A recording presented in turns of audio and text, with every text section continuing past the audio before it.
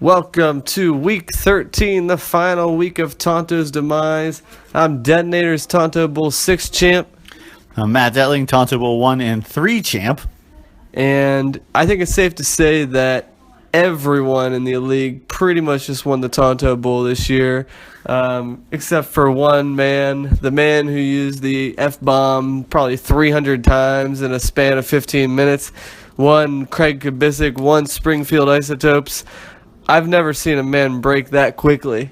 I mean, I didn't see it coming. Like, I knew he'd be upset, but, man, he was throwing F-bombs out left and right. I know you said you didn't get a chance to listen yet. I've not had a chance to listen to yet, but you and a couple others on the lineup talked about it, and I am actually looking forward to listening to it. You will enjoy every second of it.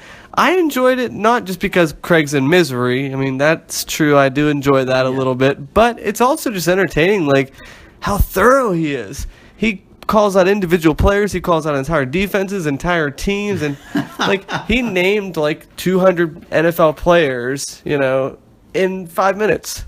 Like, fuck you, so-and-so. Well, I mean, he prides himself on doing his research and, knowing everything. He's got that Fantasy Football Index magazine, and Craig just thinks he's the best researcher. He's got all those podcasts as he listens to, like you said, the Turkey podcast, where he's like a certain podcast guy, blah, blah, blah, told me this about the Tennessee Titans, but I'm not going to tell you who it was because I'm not going to give away my secret because he thinks that nobody else is listening to that podcast person. Right. But probably like 3 or 4 of us are.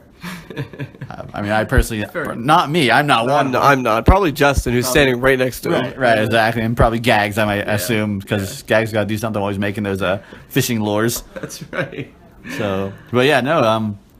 You're gonna love it. This is what 2 out of 3 years. 2 of the last 3 years, Craig hasn't made the playoffs, right? Right. Unfortunately, the other one he actually won it. Right, but I mean that's not the mark of a dynasty. No. The dynasty hopes have been dashed, and I don't see another dynasty happening. Well, clearly in the next 5 to 7 years. No, I don't see because I haven't won a championship in over 10 years. Yeah, and now Bean has going close to 10 years. Right. Maybe Justin Behor could start stringing some wins together. It's probably not looking good this year. And 2 years for him, or yeah, will be 2 years. Yeah. So, but yeah, I'll just get into this now since we're talking about it. The thing I didn't like about Craig's rant is that he called out people who have helped him the entire year. Like, he was calling out DeMarco Murray. And he's like, fuck you, DeMarco Murray. I know he only got him 4 points. And he's like, I love you and I hate you. But if somebody's like that consistent, you can't expect it every single week. You got to have other players step up. So I think he, like, in his fit of rage, he just was seeing red. He was seeing red, and anybody and everyone who he thought wronged him, he said, fuck you. So, Craig, you can't win them all, and you can't expect your players to perform every single week. And I know he was upset that he feels like every other player in the league had their best week against him. And it might happen. So what? Yeah, I know. So what? That's horseshit. Craig thinks he's probably thinks he's the best person in the league. Well, newsflash, Craig, we're pretty good. Yeah. You've heard people like Gags and stuff saying, like, going on to like the deep sleepers and seeing that they've been gone for 2 weeks in our league. You're not the only good person, and you're gonna sit here and tell me about the best day for whatever player against you. Well, what about whether you're playing in a championship or something? Like did you play against Craig last year or something? Who played Craig last year? It doesn't matter. The point is, I'm not gonna sit there and complain in a championship and be like, oh, figures your stupid player had a better game than mine in a championship game. Gosh, of course. Yeah. Well, I'm way better than your team. No, it's not. I'm not gonna say if it's a miracle I make it to the championship and I lose, sure I'm gonna be disappointed, but I'm not gonna be calling every player out on defenses and my own players. I'm happy to get there. But I will say a mark of a good team and a good manager is making playoffs. Yeah. After that, it's a crapshoot. So I guess we could, based on that set of criteria, I guess Craig's not a very good manager this year. Not right now, that's for sure. No, I mean not this year. Not this year. The year before last year. He even called out Kansas City defense, Really? he said, "Fuck you, Kansas City defense." And you know what? I disagree with that. They did have that horrible week against the Steelers, which he had to see live. I get that. That was funny to be there with them. Yeah, I mean they dropped a big pile of shit for you. Like maybe you lost you that week, kind of, but to kind of call them out, they've been pretty consistent all year. And in that scenario, you should have just said, fuck me, because you're the one who didn't play Kansas City D this past week, and you would have won. I mean, you got to start whoever gets you there. You know what I mean? If they've kind of bring you that far, you got to go with your best. That's why I went with Gronk. I knew there was a really good chance he'd get me a 0, which he did, but I wasn't about to sit Gronk. Yeah. So I know Buffalo Bills and Will Ty are kind of like apples and oranges. Buffalo Bills D is pretty good. I understand the matchup that he was going for, but you can't call out your defense for you not playing them. You got to play your defense. You can't say fuck you because I didn't play you. True. And I'm just because other leagues I'm in, I have one 14 team where I have Kansas City as my defense, and I had Tennessee Titans as my defense as an option, and I started Tennessee twice, and I lost those games because I didn't play Kansas City, and I literally was like, fuck. I was like, I have to play Kansas City the whole way, and that's also within our league. That's the reason why I had no problem trading the Tennessee defense away to Justin. I was like, I got Seattle. I got to roll with Seattle. Roll Seattle. They had 3-4 people hurt. They're getting Michael Bennett back this week. A couple, the one Sheed or whatever the cornerback is, and I was just like, I can't have another defense because it's too tempting for me to play in a matchup. So I was like, I'm Richard Sherman all the way. Yep, and it makes your decision a little bit easier. And it is. You can also build like another area of your team. Exactly. Yeah. Well, that's why I looked at my lineup and I was like, do you want a second defense or do you want a depth player? So add Thielen, the scrappy white receiver from Minnesota. I love scrappy white receiver. So, Craig, I'm not getting on your case about this because I feel like I'm a better manager than you. Like you probably put more time in, but I will say this: did I really deserve to win this week? Probably not. You know, with Sterling Shepard getting 2 points, luckily in the flex on a running play, and Gronk, getting me 0. And I was in the flex on a running play. Yeah, I got lucky. I mean, it didn't really make the whole game, but I was happy I had him in the flex. And T.Y. Hilton getting hurt, that sucks. I could have been crying, as well. And if I would have lost, I would have taken it like a man. That's all I'm saying. I would have dropped 1,000 F-bombs. You do the line from I'm not crying, I'm making a lasagna for one.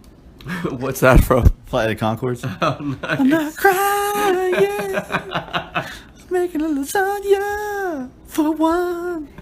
That's good. Is that Brit? Huh? Is that Brit? It is Brit. It's nice. Brit. Yep. It's one of my favorite scenes. Is he rocking a Tiger sweatshirt? No, he's singing a song. It's like raining. He's out by the window, and he's just doing this motion with his hands up, and he just gets. It's beautiful. It's a beautiful sight. So I think we should officially clap two members out this week. Springfield Isotopes and Jay. What's Jay's current team name? As in everybody. Oh yeah, everybody hurts all year. So let's clap them out. All right. It's hard to make two people sound like an entire audience of applause. Do the slow clap from Hoosiers. Come on. Let's go. No playoffs. We respect both of you. Hopefully you'll both be back next year fighting to My hands hurt. fighting to get back into the playoffs, and it's going to be a long off season, but hey, I might be right behind you after this week. Who knows? It's true, but Deli won't. You're not the first one. That's true. I'm not first. I might be the third one out. It's true. Unfinished business. All right, Detling, first piece of unfinished business is about you. It's a good thing. Oh boy. You have some unfinished business to take care of this week. And do you know what that is? Yeah, on the Fantasy Gridiron. Has something to do with... Oh, it does. I do. What do you have to do this week? I have to beat Justin so we can win a free ride, right? Oh, man, yeah, because, hey, it's all riding... Well, it's kind of all riding on you. We could still potentially get a free ride if you lose, but it'd be a lot easier if you just... Yeah, exactly. But it would be a lot easier if you would just win. It's true. Yeah, the only reason I remember that is because of... I don't know if you saw in that lineup that Justin put a vote box thing. I did. And I thought... I added one. Did you? Yeah. Oh, I didn't see that, but I didn't know that you had to go to a separate thing or something. So I just thought it was a joke. And then I saw it, and so I was like, "Oh, you can vote." And I went and did my vote. I started laughing because I saw like 2 were like no, and then 3 people were like, "No way, the podcasters have it" or something. I started cracking up. I think I wrote that one in. Oh, did you? Oh, okay. It wasn't even an option that he would lose. Oh, really? I was like, I said something. No, the podcasters will ride for free. Yeah, that's what it is. Yeah. Did you vote for that? I did vote for that. Nice. It was 3-2 at the time when I finished voting. So. Were we winning? We were winning, yeah. Right. So yeah, that's funny though. I was cracking up. So yeah, that's all I had to say. And really, I think my score was like 144 or something like that. It wasn't very much. So you have the potential to win and be in control of the radio the entire time to wherever we're going, like whether it's the beach, whether it's the gags, cricks. I could torture people. I Oh, could torture goodness. all of you guys. Yeah. Could play gosh, like the Goo Goo Dolls or something on repeat. Yeah, we could play Spin Doctors the whole way. The second album, Cleopatra's Cat. I know, that would be great. Favorite song. I love that song too. I did. Cleopatra's Cat. Do-do-do-do-do. I have the album. I have the CD somewhere. I used to have the single Did just you? for I had Cleopatra's the Cat. CD. I never had this whole full CD. I loved that CD. It was crazy. I'm sure it's on Spotify. I mean, yeah, it is. I could play Shy. If you remember them, it's a '90s R&B band. Oh yeah, Okay, yeah. As Justin said, don't ever question Detling on '90s R&B. I could definitely give you like a full list. I remember. I saw he was like screaming, like, "No, you're wrong. Yeah, exactly. It's Seal. It's Seal." No, it's R. Kelly. I know. Oh yeah, it's not Seal. It's R. Kelly. Kiss from He's a like, Rose. "You're thinking of Seal." Yeah. I could see them him get all upset in the kitchen. I know. Like, don't question Detling. So yeah, that's an unfinished business for you. I have faith that you can make this happen for us. I hope so. Well, I mean, I hope so. I'm trying to play for a spot in that bye. It's Yeah. hard enough to get in, and we're all 8-4, which is pretty crazy in itself. Well, I'll do my part. I'll try and take Crick out. That would be awesome. You guys putting up 2 hundos like it's regular. I know. It's gonna be a tough week. Every week's a tough week against him. Any unfinished business on your part? I at first I didn't, but then I kind of thought on the way over. My only really unfinished business was that like I woke up this morning and I do like to check. I immediately go for my phone and check the lineup. Nice. And it was like, I forget, it was Gags and somebody else. I think Gags was egging Bigler on or something, talking about like there's a ticky-tacky hold penalty on a Ezekiel Elliott run or something for like 60 yards. I didn't see it, but Where I didn't see it either, but like I heard the announcer talk about like it just like looked like he like grabbed the shoulder pads for a second. Yeah. And he's like, "Oh, that's bullshit, blah blah blah." He's like calling out like that's such a crappy foul, and I said, "There's holding on every play." Right. Truth, which is true. And then so my unfinished business with that is that's a load of crap. I mean, yeah. So the guy couldn't get to Ezekiel Elliott because he grabbed his shoulder pads for like a second. That still affects the play. And then it started getting me to think like, I mean, the NFL today, like, oh, you're always like, oh, the players are bigger, stronger, faster, blah, blah, blah. They hit harder. Well, sure, that might be the case, but that's a crock of shit. Because back in the day, I'm sorry, Lawrence Taylor broke Joe Theismann's leg.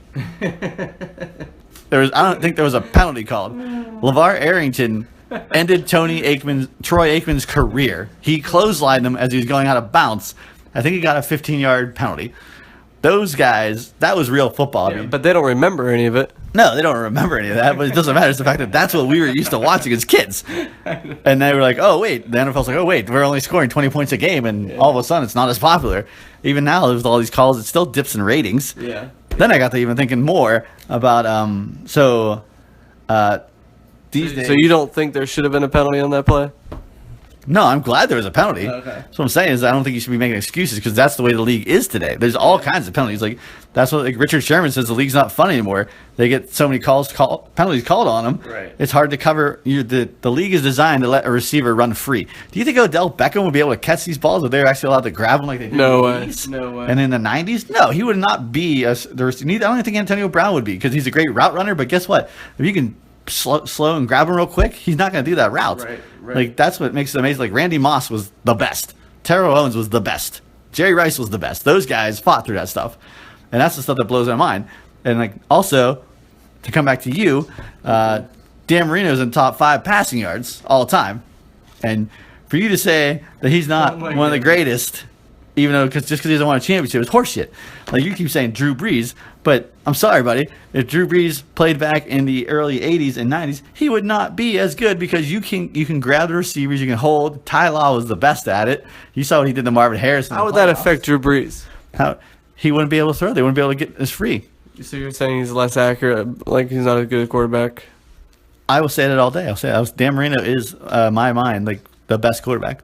Number one. Number one, numero uno. Not even top 5. No, numero uno. For pure quarterback play and passing and accuracy and just like what he could do. And I'm not saying like old Dan Marino. I'm talking like when he got in the league in 1983 or 84 or whatever. I love how He took his team to the Super Bowl as a rookie. Yeah. I love how this comes back to Dan Marino. I don't know how it happened, but it's great that it's like this thing that's like bubbling inside of you at all times. It's like my opinion, the way you shoot it down like really ticks me I off. love Dan Marino. I used to have a Miami Dog. Greatest top 5 quarterbacks. Top 10, sure. No, he is a top 5 quarterback. Better than Joe Montana. As a quarterback purely, yes. I don't know. But let's. Dan Marino did not have Roger Craig. Did not have whatever the tight end. No, I want to say Jared Novacek, but that's the Cowboys. Something Davis, 84. Name. He did not have Tom Rathman. He did not have Jerry Rice or Jonathan Taylor. I can't believe that you're saying he's the best quarterback of all time. I believe he is. I mean, I think whenever the history books are written, I think that they are going to say Tom Brady is maybe the best quarterback of all time. And I will say that arguably I disagree. It's the same thing with Russell Westbrook in the NBA. Like he's getting triple doubles and everybody's like, oh, he's so good. He's just as good as Magic Johnson. No, he's not as good as Magic Johnson. In the 80s where you could elbow a guy in the nose and no foul was called. It was like no blood, no foul. All right. Well, all right. I Well, just get fired up because of this like from the league that you watched when you were a kid, even into your 20s, and now it's almost just like watching a pickup game. right. Yeah. I mean, you're right. Like it's almost unrecognizable. Like it's flag football. You know, let's be real. It is. And then you get your whole issue with the part-time refs and the full-time ref thing. Yeah. So I feel like we could go on about this for a really long time. We could. I'm too tired to go on about this one. I'm too tired to focus. Yeah, I'm a little scatterbrained. All right, let's just cut it there for right now. The next bit of unfinished business goes out to Craig as usual. Just thought of a different one that I have to bring up about my other rival, Jimmy. But Craig, I guess you are realizing that you are staring the Phillip Rivers jersey squarely in the face. There's a really, really good chance, a 50-50 chance if you want to put it that way, that you will be wearing the Phillip Rivers jersey to next year's draft, wherever it may be. And I can't tell you how much joy that brings me. I could get 1,000 presents under the Christmas tree this year, and they could be worth $1 million. But I think that you wearing the Rivers jersey might top it. You can't put a price on that. Is what I'm saying. So to see you in your draft, like get zone with your magazine, you're focused, but still you're wearing the Rivers jersey because you're in last place. That would be just a work of art, and I think the entire league would love that. I mean, there would be so many pictures taken of that day, and I hope it happens. I agree with you. I mean, first to worst. That would be amazing.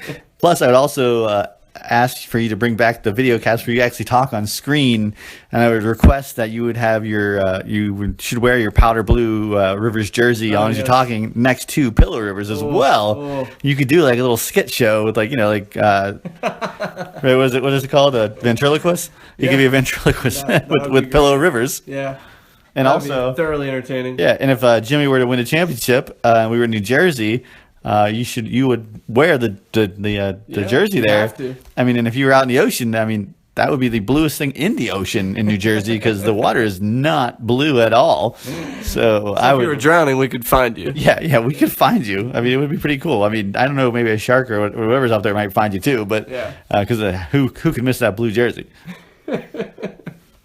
Oh man, I'm just thinking about that. It would just be a beautiful thing. So, Jay, make sure you get your win this week, and Craig, keep losing. So Jimmy never responded to me, but he was calling you out about that whole door knocker thing on the line app. I mean, it was kind of a low blow, pun intended. And he was talking about how like you think it's appropriate to like grab people by the balls to greet them or something. Did you have a comment for your best friend? Well, make no bones about it. I'm definitely not a Donald Trump supporter. Never grabbed by the pussy or grabbed by the balls. Yeah. Yeah, it was, it was a little low. Maybe it was just like a little like a playful jab. Okay. I mean, sure, I'll let him have one. I mean, I got nothing else to like jab back with. I know you lost to both Hubers, so you've got nothing. I got nothing on that front. I mean, but he might not even make the playoffs. That's true. And he's on a 3-game losing streak, I think. I think so. He's I think got a it's pretty good 3, chance. yeah. I think. Does he play Craig? No. Yeah, you're right. He is playing Craig. Yeah, so he's favored to win, but he's playing Craig. Yeah. So Craig might push him out of the playoffs, which that might be funny as well. Which I wrote down on the lineup. That's like my dream scenario. My number 1 rival taking out my number 2 rival to make the perfect path for me to make playoffs. Oh, clear the path. Yeah, it's very possible. It's very possible. If I had to say how possible it is, I think I've got like a 33% chance. Because I need to win, I need Josh to lose, and then I just need Bean or Jimmy to lose. Was that what Yahoo said at the draft? That your team has a 33% chance to make the playoffs, Brian? All right, let me disclose this, and I'm a little bit embarrassed. It said that my app, it wasn't the Yahoo app, but the app I was using said that I had an 85% chance of making playoffs. And clearly I do not have an 85% chance. It's probably in like the 20s or something. But saying there's a chance. There's still a chance. There is still a chance. So we shall see.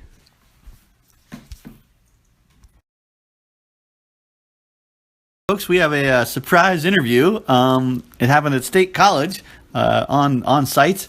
Actually, one funny part was it was with surprise. It's Jay Huber, unsuspecting.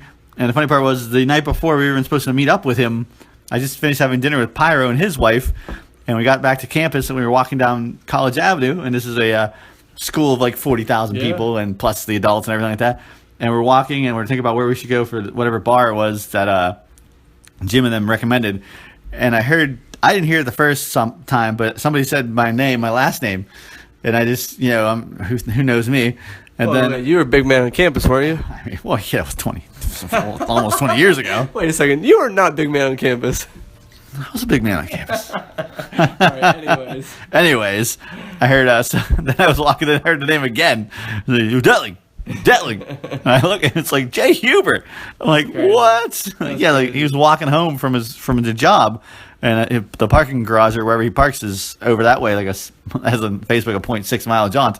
Wow. And it was just funny because it's just like, whoa, like on a giant campus, I just run into the guy, and he actually he walked us because I said we were trying to go to a bar, and I told him, and he walked us to the this whiskey bar, which was really a classy place. Right. It was funny because he told us that out of the options that we had, that was the best one, and it's funny because Jay doesn't drink. I know. So he was right, because it was really good, and it was really cool atmosphere, and it's just like a bar where kids don't drink. Like, it's not for college kids, really. It's like $12 drinks, like a Chicago Fizz or something like that.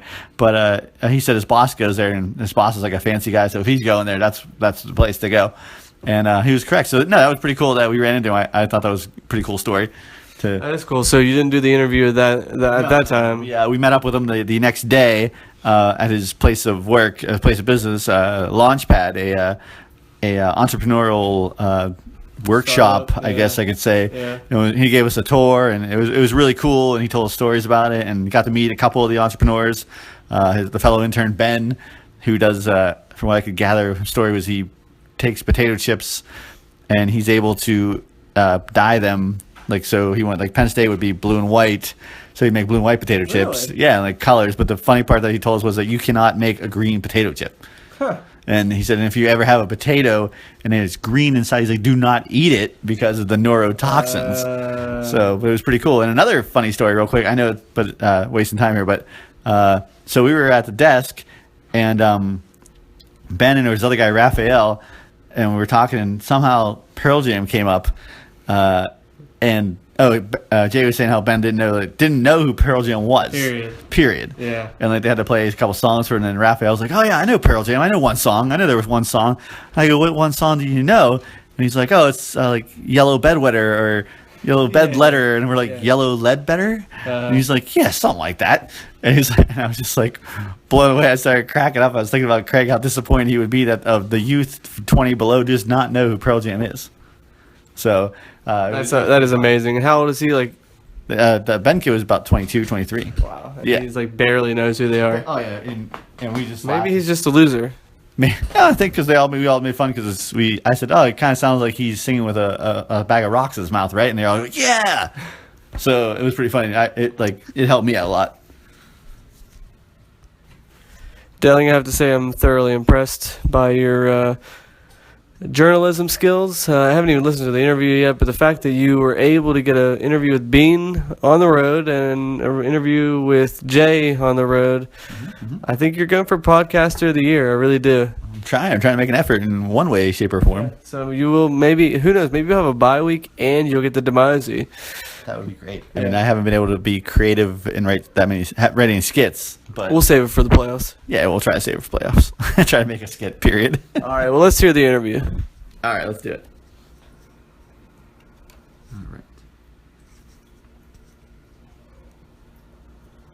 All right, this is Matt Depp. Yeah.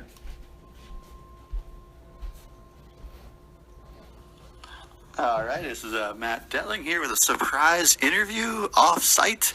Brian Volskus sent me out. I am no longer at the desk. I am an on-site reporter, I guess you would say, like on the Colbert Show. That's true. That's right. That's, oh, if you heard that voice, the surprise interview is with none other than Jay Huber.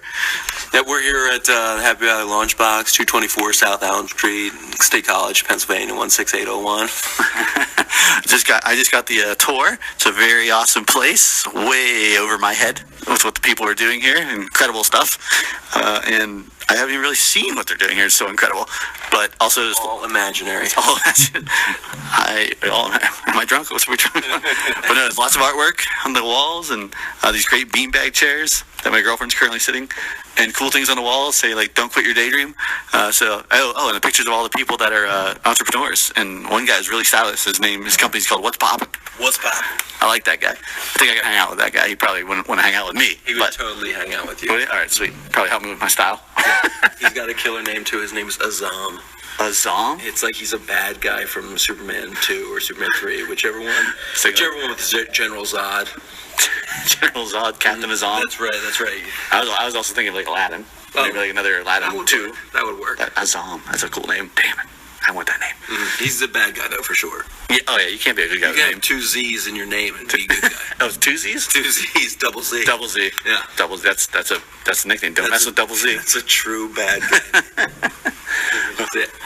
All right, so I guess we should have a couple questions here. I know Brian right now his eyebrows are perked up, his ears are pinned back. He's like, oh no, what's going on? Well, I didn't know about this. We weren't consulted.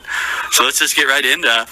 What do you think about your season so far, Jay? My season's been pretty horrendous. I've been a pretty bad manager, I think, but I've tried. I really have tried. I mean, it maybe doesn't look that way in the record books, but I have tried. I'm not gonna go the tree route and say woulda, coulda, shoulda, or if this had happened, then that would have happened, or anything like that. But the injuries finally hit me for 1 year. In previous years, it's just kind of I had bad drafts, but definitely think of the injuries bugs hit me. I've had Doug Martin for about 1.5 games worth of gameplay thus far this year, and I'm pretty sure he was my first round pick, so that didn't work out too good for me. And then the whole Ingram with the Fumblerooski thing, and then they're like, maybe Tim Hightower's better, but he's not. So yeah, it's just been a lot of back and forth, and Zach Ertz has been hurt. We've had a lot of injuries. Everybody Ertz is a truly accurate team name for me this year. It's very true. I do feel bad for you. And also, I'd like to know about, let's see here.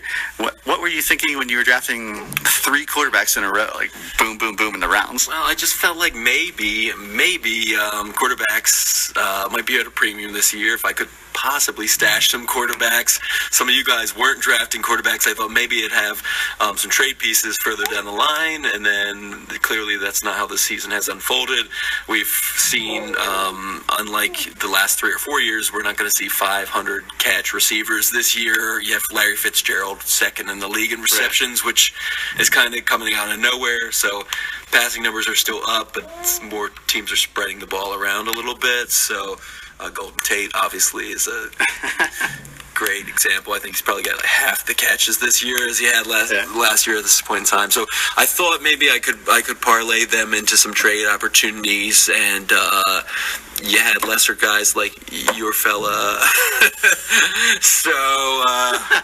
So anytime you have the Washington Redskins quarterback all of a sudden getting you 55 to 80 points per game, then and did you draft Kirk Cousins?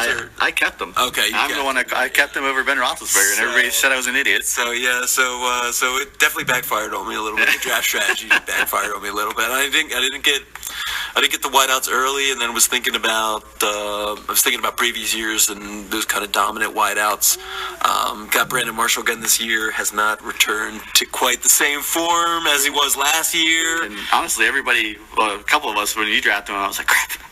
So I mean, it's just I don't know if it's bad luck or just it's definitely short-sightedness on my part. I don't do nearly as much draft preparation as some of the guys, and probably my team is showing my ill preparedness. So. But we still love having you in the league, obviously. Yeah, it's still fun. Last year was down a little bit. This year, even though I'm losing, I wouldn't say that I'm upset about it as much. I just kind of chalk it up to keep on plugging away, and hopefully you can get 5 wins. I just don't want to be in last place again.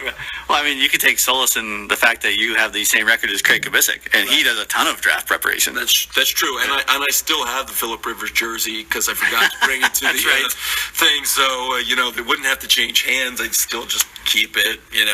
We like that. I'm opposed to powder blue though, and I really feel like somebody else should have it. But say la vie, say la vie. Well, it would be a miracle. I would love if Craig had to wear it. Oh, me too. Absolutely love it. Me too. Next question here. Let me make sure I'm still doing this right for Brian. Okay, it's still recording. You recently just took down one of your biggest foes, the Huber Squasher, and this makes it a 2 for 2 as far as the Huber brothers. And it's funny because we had a Huber, your other brother, do the interview before, I think like 3 or 4 weeks ago, and I think it's after he beat me already. So how do you feel putting the final nail, I guess, in the Huber Squasher name? I'm glad that it's going into retirement for sure, or at least it's going to be dormant for a little while. I felt like I got over 2 hurdles. 2 hurdles in the fact that Jimmy beat you, right? So I took some kind of ownership in Jim's win, and then me beating you, that's just the icing on the cake too. So it's less about beating you and more about beating the name, I think, for me anyway. Regardless, and it looked like I was going to really trounce you, and then the Monday night game. Yeah, I can't remember who it was, but yeah, some things happened, and then some of my running back points obviously fell to the wayside, and so it ended up being much closer than I thought it was going to be. 1.15 or something like that, and I still Crabtree 3 catches for 5 yards. My defense has been killing me all year because when Watt went down, I lost an average of 3 points per game out of that defense because they don't sack people. They essentially just run away now from Jadeveon Clowney, and there's nobody else to pick up the slack. So the defense has killed me. So when I've been counting on some defense points, like in our week, it didn't happen. That's all there is to it. Well, I mean, hey, you took my name, and like a man, I will never have that name with the team again. Nice. I congratulate the Huber brothers for squashing me, and I'm not bitter. It was a great name. I had a T-shirt idea. There's going to be a Huber Squashers, then with like a boot coming through. A couple years, right? It did, and people were trying to say I'm the Huber Squasher, and I was like, it doesn't count unless you beat him in the playoffs. So, and I think Brian is saying he's the Kubisik Killer or something, which, I mean, sure, but he hasn't beat him in the playoffs. But It's good alliteration. it is. It's good. I guess I wanted to say the Bean Basher now. I beat him twice this year. I was looking for like other names I could do for the team league, and I was like, it doesn't have the same ring. I think the Huber Squatcher was the best for me, and I can't bring back anybody else's names. Sure. I mean, there's two of us. Yeah. That really emotes dominance over multiple members. So, yeah, it was a great name. Yeah. Well, thank you, sir. Now, let's see here.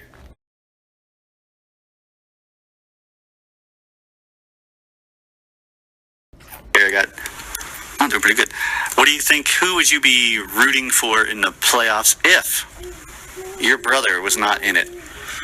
If he doesn't make it, I should say. If my brother's not in it. So it would be like, I think it would be me, Jim Crick, Gags, obviously, probably Kevin Bean, gosh, and a handful, maybe Josh,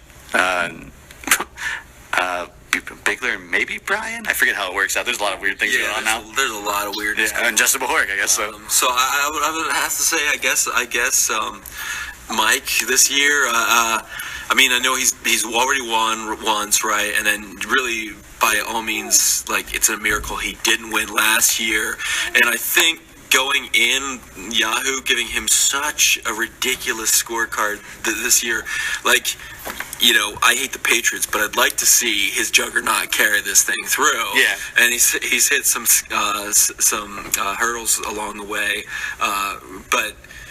Like, I have to believe in something as far as fantasy football is concerned. Like, I have to believe there is some rationale and some order to the world and to the league. And so, like, if he doesn't win again, I think in my own mind, like, I will understand fantasy football even less. So if he has this team again and doesn't win again, I just don't understand how these things work. It's true, and as Brian likes to say, even from the beginning of the draft, Gags has a 99% chance of making the playoffs, according to Yahoo or something. It will be an interesting playoffs. Obviously, he is the front runner, in my opinion, and although Brian says Jim Crick is the front runner, I have no idea who's going to win. I wish East Coasters, I don't have a problem with that, you know. Yes, so we would have to drive, and hopefully, whatever bet we made, Craig and Justin, Brian and I beat them, so they'll have to drive us to the draft. Oh, nice. And we don't have to pay for gas. Does somebody have to owe somebody a beer? Brian still has to pay out all his bets that he's lost. So he did pay for two of them at the Thanksgiving thing. Okay. But I know he owes Justin like 4 beers. He paid me off, so it was just one beer with the Antonio bet. You could put Justin beers on your tab, though, at Rizzo's, right? No, I don't have it. Yeah, you do. My tab. Yeah, you do. They handed me my tab once. It was like $6,000 on the receipt. I was like, this can't be right. And they fully just smiled at me. So maybe we're not going to go back there for a while. 20-page itemized bill. It was. I was like, when did I order a bottle of Dom? I'm like, Brian was like, that was me. So I was like, you're such a jerk. So I guess it's probably the time where we got a couple more questions here. I got 11 minutes. Here, we better stop this one just in case it goes a little bit long. So, Brian, how surprised are you right now? Very. All right, so Jay, we know that you went to Lock Haven, and we're glad to welcome you to the Penn State community. You are now employed by the University of Pennsylvania State, or Pennsylvania State University, I should say. Right. We don't go the Pennsylvania State. I don't like that. I hate that. But yeah. So now you're in our community, and what do you think's different from Penn State and Lock Haven as far as like goals, achievements, positivity, stoplights? So I feel like you're leading me in this question. We'll take it from just a size standpoint. So when Brian and I attended Lock Haven, there's actually more kids in the College of Engineering here at Penn State. Almost twice as many kids in just the College of Engineering as in all the colleges at Lock Haven. So it's not a fair fight. It's very true. So, but geographically, I like the town. Now. I'm living in rural Clearfield, so it's as though I'm driving out of a Donald Trump stronghold and into a more neutral territory every morning, and then returning to said Trumpian areas every night. But so I like the town now. It's got a good vibe. Lots of positive things going on. I got to tell you though, I miss a little bit of the vibe from the late 90s and early aughts, because we would come down here record shopping, and we went to a lot of shows at the Crowbar. Oh, Mr. Crowbar. So the record store Thursday? It's Thursday? exist, and the Crowbar does not exist. So saw some of my best concerts ever at the Crowbar. I saw Brand New at the Crowbar when they were brand new, and they slipped on Fake Blood that had been left from Guar playing the Crowbar. Oh my gosh. Before, so that was awesome, because the lead singer Brand New just screamed Guar at the ceiling after he slipped. So I definitely missed some of the shows there. Trying to get involved in the State Theater here and see if they can get cool. some rad stuff going on there too. So they've been playing mostly jam bands and old head bands for the better part of 20 years. So I'm trying to turn the tides there. So I can't have any influence, but no, I miss Ye Old Lock Haven and the Golden Susquehanna shimmering in the sun, which is the only part of our alma mater that I ever remember. But then again, everybody's alma mater song blows, so ours was no different. So definitely missed the good times at Lock Haven. But much as I'm talking to Dad, much of the downtown State College he remembers being true. I probably wouldn't recognize almost any of downtown Lock Haven anymore, or more the campus side of Lock Haven anymore. So as Bob Dylan says, the times they are changing. Oh, very nice, very nice. Well, I got to tell you from. I'm going to segue into this as well, but now Brian came to visit here a couple times. I was doing the service desk at Simmons Hall, and so I told Brian to meet me there. And I can't remember, he parked his car somewhere, and so Pearl? I think it was Pearl. Okay. And I got a call at the service desk, and he's like, "Can you come and find me?" I said, "What?" Because he's like, "I'm in between, there's so many dorm halls, I don't know what to do." And I was like, "Well, describe the area to me." Like, so there's a tree and there's like a lot of, I was like, that's not really helping me, but I said, all right, I'm going to walk out. And like, I started laughing because I walked outside and there was like this kid that was like a deer in headlights, like just did not know. All these people were just walking by him so fast. And I had to like grab him by the arm, and he hugged me. He's like, thank God. He just was not ready for the big city. Yeah, the couple times we came down here for Moving On, we definitely did not know where we were going. Yeah. I think the one time we parked a solid like half a mile away and not need to, but we just found a parking spot and parked there, and then started walking in the direction of noise. So yeah, it's definitely overwhelming, that's for sure. Yeah, the parking spots are hard to find. Back when I was in college, I can imagine it's even harder now because it looks like there's twice as many students. But what I'm segueing is can you give us a couple good stories about, before we end the interview, about Brian and Lock Haven that you could like to, that we don't know much about him, because I'm sure he likes to keep that part of his life secret. Sure. Well, so little known thing about our time in Lock Haven is our time at 726 McIntyre Hall. We had a lot of fight clubs, and you don't know about them because people don't talk about Fight Club. But we're a different decade at this point, so I think we can talk about Fight Club. So they were pretty embarrassing for Brian, mostly because he was a perennial loser. So he was wiry, but that's what he had going for him. Usually he'd try and take off his shirt and make himself look tougher or something like that, but he knows that didn't work. And then one of the times Mikey was with us from Sweden, and Mikey ran the camcorder. There's probably video evidence of this somewhere. And after Brian loses, I think he yells, turn it off," and puts his t-shirt in the camera.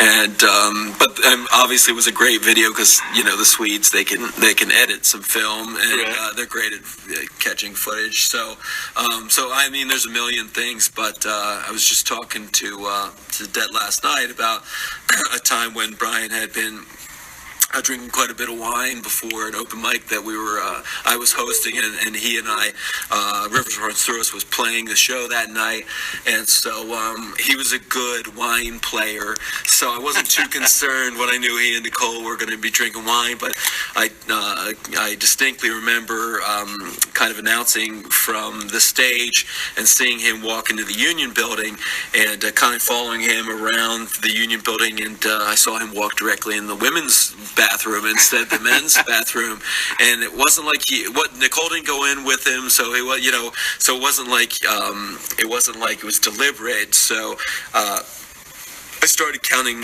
Mississippis from the stage, and at about 7 Mississippis, he popped his head out like a whack-a-mole and kind of looked to see if anybody had seen him go into the ladies' room, and kind of scurried his way across the hallway to the men's room. But you had also said that the bathroom was pink. Yes. And he still went in. When he opened the door, I had not been in the women's bathroom at this point in time, nor ever at that point, for that matter. But it was definitely it was very pink, and I'm sure it lacked urinals. So there was a number of calling cards that should have set up red flags for him. So I assume he was several bottles deep at that point. But as memory serves, I think we shredded that night. Oh yeah, as we always did, obviously, and still continue to do. The Rivers runs through us. That's right. The Rivers runs through us, and I'm pretty sure Butterfly was on point. He probably was he's probably a better wine Butterfly player, even more so than off the sauce. That's very cool. Sweet. Oh, I mean, Adam, his older brother, has always said that Brian is the more feminine of the bunch out of the three of them. So I'm not surprised that he gravitates towards the pink. I don't believe that. He's scrappy. He's scrappy? He's scrappy. I mean, he's not the coolest. Craigers is the coolest, right. Obviously. I've always put him in number 2. And I wouldn't say that. Hopefully, Ad doesn't listen to the podcast. Cause I think you're good. I'd say he's a strong 2. Okay. Although, all Volchkos are cool. They're all Craiger's is even a 1A, because Mama Volchko is obviously the coolest Volchko. She is. Everybody knows that. Yeah. Even the 80-year-old grandmas that she sets permanents for know that she's the coolest Volchko. They won't let her retire. That's right. So as Brian said, they have to die off. Refuse to die simply because Mama's still cutting that hair. Mama's cutting that hair. Mama's dropping those cookies at the holiday time. Oh man, that's good stuff. Sure. Getting it done. All right, well, I don't want to keep you too long because you are at your job, and this was a surprise. And thank you for agreeing to do the interview. And so hopefully you get that last win. And beat Craig, maybe beat 5, and he'll stay at the 4. Yeah, I mean, I'm not counting on it, but I'm gonna give it all I got. Who do you play? I play Tree this week. I mean, it's possible. It's possible. He's been hurting too. Right now, the projections looking good for me, but the projections have actually been siding with me on like 9 of my bouts this year. So projections mean squat. They do mean squat. You never know. Got to make plays, Yeah. Any given Sunday. Any given Sunday. All that cliche stuff. Crap. All right. Well, thank you, sir, and we will see you next time. I'm gonna go get myself some ice cream from the creamery. And okay, guys. Well, hopefully you enjoyed the interview. And back to you, Brian. As I have to give you credit where credit is due. I did not expect the in-depth questions that you delivered. Like you could tell you actually did a little bit of research before you actually asked them. Is this true? I mean, it is. I thought long and hard. Although even though I thought about this, I still didn't get too many all the questions I wanted to ask. I thought I had it in the interview, but I mentioned about how I basically was the on-site reporter, like in a Jon Stewart show for you, or Colbert. I think you mentioned in the beginning. Did I? Okay. I also forgot to ask Jay. I wanted to go, so Jay, now that we're here, just the two of us, come on, give me your opinion. Level with me. It was a foul ball, right? In the epic sextathlon with football game. Yes, exactly. It was a foul ball. It wasn't a home run. Your MVP trophy is ludicrous. It was a home run. It was clearly a home run. I have video footage. I no longer have video footage, actually. I will find it for you. Computer, it was in the back of my one computer Dell, and my mom and dad gave it to my aunt, Mary. Oh, really? So I never even got to see it. I will find it for you and play it for you. It's pretty bad. But there are a couple questions I enjoyed. I was shocked that you actually realized that he took 3 quarterbacks in a row. Was that from memory, or did you go and research it? No, that was from memory because when we were at the draft, actually, he was up there. And he said, "Hey, Det, I think it was hey, who do I take?" He had already taken 1 quarterback. And he said, "Who would you take between?" I think it was Marcus Mariota and Alex Smith. Yeah. And I said, I said Marcus Mariota would be better. So he takes Marcus Mariota, and then the very next round he takes Alex Smith. I'm like, He's still there. yeah, he was. I kind of looked at him and gave him like the hands in the air, like, what? Why would you ask if you were just gonna pick him in the next round anyway? So, but yeah, that's why I remember it. He was probably planning on just trading him to Kubisik since that was his winning quarterback for his run last year. It's entirely possible. I mean, I got to, like, I was up at the board. You know how everybody goes up to the board and just looks at the players and stuff and like, wow, what's my team like? And I was up there a lot with Jay. The only problem I had with the interview was, your recollection of me coming to visit you in Penn State. Now, I admit I was lost because I'm not familiar with the campus. Yes. However, I wasn't like in Times Square, New York City, looking up like a frightened little rabbit, pun intended. So that's the only thing. It's like, okay, I've been to other big places before. Penn State, I was just a little confused. It was like all the trees. You were behind the Simmons Hall area, and you were also like looking down at College Avenue and like all the students that were going by on like a Saturday or Friday night down at McClanahan's and stuff like that. You were lost. It was a deer in headlights look. Might have been lost, but I wasn't like out of my element. I wasn't frightened. You were out of your element, Donnie. I wouldn't say frightened, but it was just like you were like, this is a college. Yeah, I mean, obviously I was a little out of my element. There weren't as many lesbians, so and everything wasn't uphill. Yeah, just kidding. To all the lesbians out there, I'm probably 100% sure that there were more lesbians at Penn State than there were at Lockhaven. Sure, there were. With just the numbers aspect. Probably a lot of Asian lesbians. I mean, it's entirely possible. I mean, there was an Asian fraternity, so I'm, hey, who knows what happens at the fraternity parties? And I mean, for being up there, I thought there was even more Asians than I've ever seen in my life. Yeah, I am lucky I was not in State College as a student. And you're also lucky that you don't reside in Oakland because there's still a huge Asian population, by CMU. Oh yeah, well I mean, no, not even. He's like, I refuse to even answer that question or comment. It's very hard. I mean, going to Asian Anonymous and to see that many levels of temptation. Well, I have one follow-up question for you. First of all, Jay, I enjoyed your stories. And I remember both of them thoroughly. I remember walking into that women's restroom and I was terrified. I was like, oh my God, I'm in a pink bathroom. And I immediately turned around and ran out. And it was a huge packed hall full of people, maybe in Lockhaven's terms, 200 people. And I was terrified that somebody would see me go in the women's restroom. Yeah. I didn't think anybody saw me. Clearly, Jay did. Jay said he saw you from the moment you walked into the door. Oh yeah, because like he said, my one friend Nicole and I we were notorious for drinking boxes of wine a lot of times before shows, which he knew. He spotted me from a mile away, and I'm sure he was cracking up the entire way. So that's all right. Can I elaborate and tell you? Can I tell the podcast my Lockhaven Brian story? Let's save it. Save it? Oh, unless you can make it brief. I can make it brief. Go ahead. So we were at I guess it would be Nicole and the two other girls that were friends' house, and we were supposed to go somewhere. And you went to the bathroom, and then I went to the bathroom, and I'm not gonna lie, it was the number 2.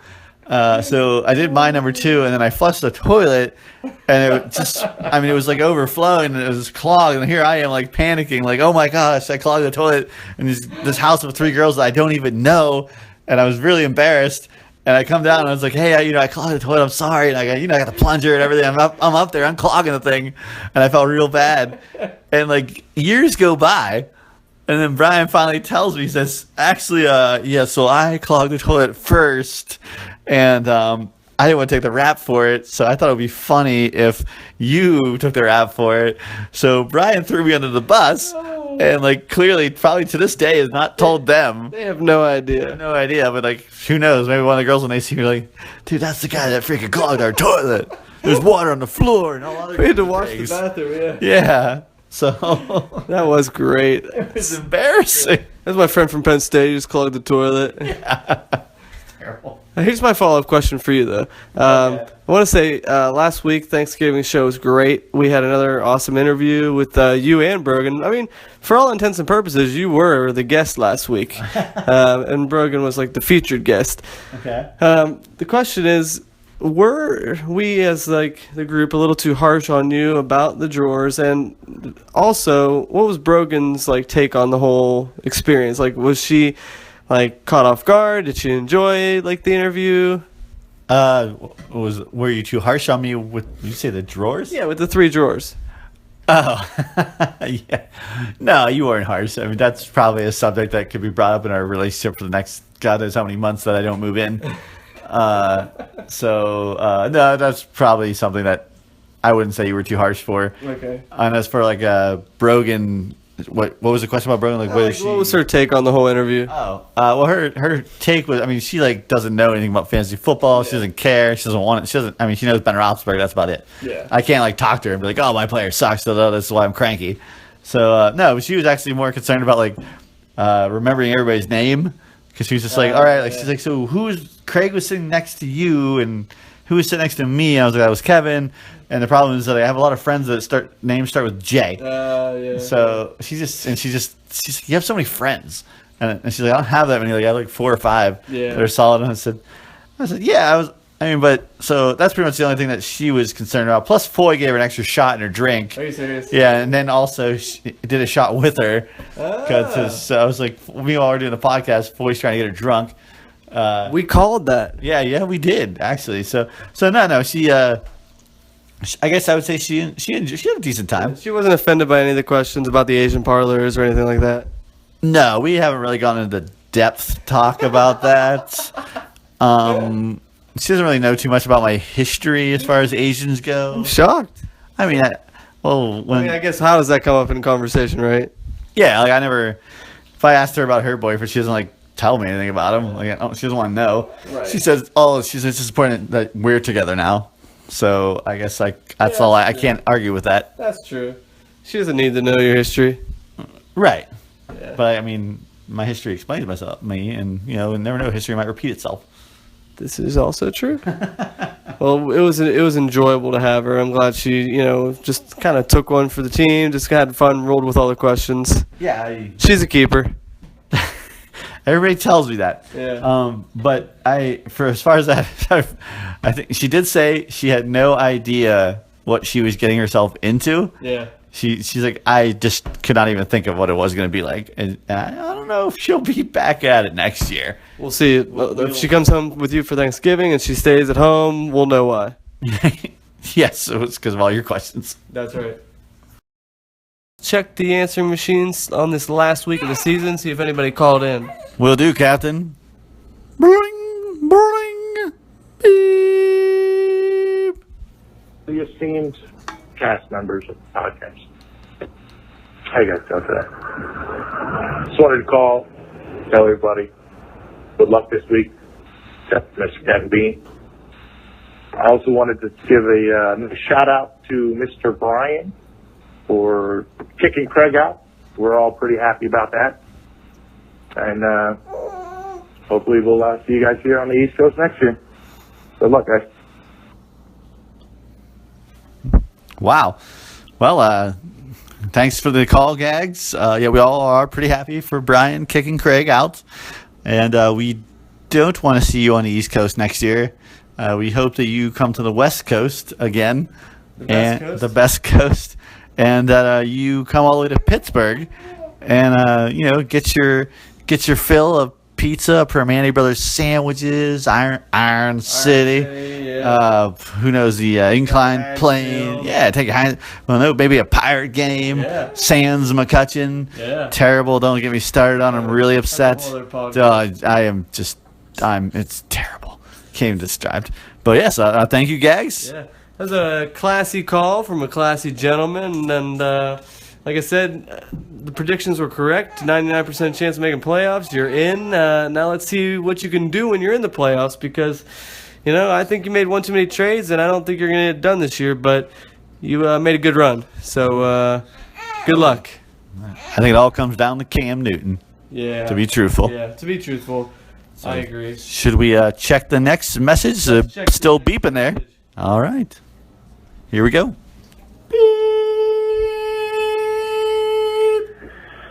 Good evening, Tonto Demisers. This is your commish, your figurehead commish.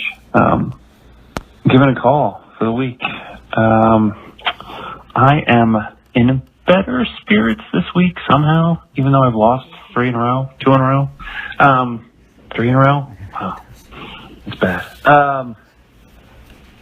But I'm throwing up a last minute prayer to the fantasy gods this week to pull me through and to give me that last win I need to make the playoffs, so that we can have a even representation of 3 East versus 3 West for the championship.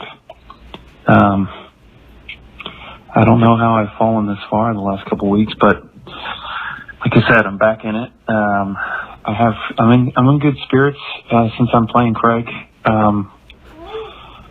He's a wily one, and a projected 20-some points advantage in my favor really isn't something to bank on. But I am hoping that my record against Craig stands for itself. Seems that he has a problem going against anybody named Jim, so I'm hoping that stays true. I do have a little unfinished business with Craig, though. He tore him into me pretty badly in that Thanksgiving podcast, and I just wanted to retort because that's called passion, Craig, and that's how I became the commish in the first place. I think it was pretty much the only reason that I was nominated is because I'm very passionate about our league.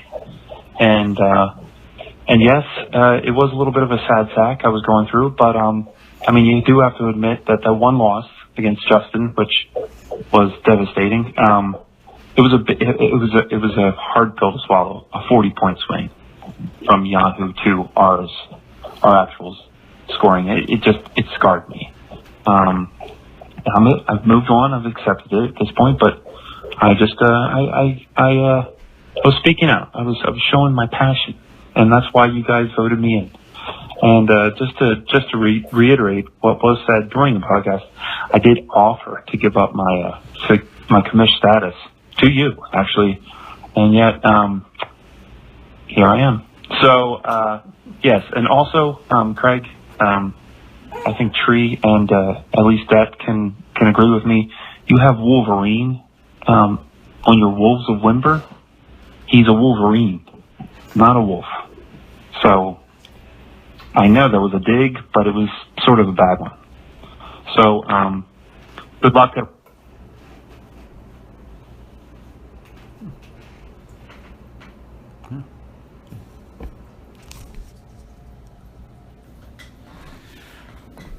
Wow. Okay. So he said, "Good luck." If you couldn't understand him, that was sounded like he was still down. Yeah, he's he's moping. Yeah. I did like what he said about Craig. Like, yeah, it was Wolverine. It wasn't a wolf. Yeah. Craig, that's obviously a clear mistake on your part. I don't know if you're trying to go for like the X-Men sort of thing with him, but still, Wolverine, wolf. I don't know. I feel like you're smarter than that. You could find something. I don't know. Maybe like Beast. Yeah. I don't know. Teen Wolf. That would be Teen Wolf would be good. Yeah. So a lot of different options. Yeah, but as I remember, I gave my commissionership up, and I nominated Jimmy. Yeah. For the passion. I agree with that. Yeah, and I remember it was a resounding yes. Yeah. Maybe people did decide to like, oh, we gotta try somebody throw somebody else there, and somebody nominated Craig, I believe, and it was like probably like a 10-1 vote for Jimmy.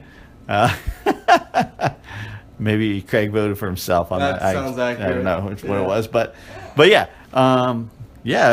we'll see how Craig does against Jimmy. This is kind of assistant commish to the commish versus the commish. This is kind of a dandy here. Jimmy's trying to get in the playoffs, and Craig would take solace in not being last place. So we shall see, as Jimmy likes to say. Yes. He's up there, and Jay told me he's basically in suburban Jersey. He had to walk. They can walk the 1/8 of a mile to Toys R Us to get the Minions fart gun. I heard a couple stories about that, which were pretty hilarious. Along the tour it was funny because Jay was giving me a tour of Penn State that I went to. That's funny. But he knew all the new stuff that I had no clue.